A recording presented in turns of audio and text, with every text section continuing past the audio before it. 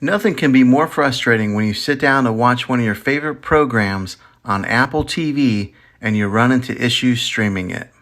Well, in today's tech video, I'm going to show you how to fix Apple TV if it isn't working on your Sceptre Smart TV. I'm going to show you a few really simple ways to try and solve your problem and get it back up and running again.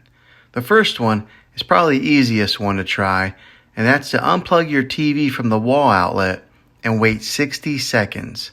Now don't be impatient here, wait the whole 60 seconds and then plug it back in. This is very different from turning your TV on and off with your remote control. This is what we call a hard reset of your TV, so make sure you do this method. If that doesn't work, then find your router that is giving you Wi-Fi and unplug the power to that for 60 seconds. Then plug it back in. If it fixes it, great. If not, let's move on to the next method. Try deleting the Apple TV app off of your TV.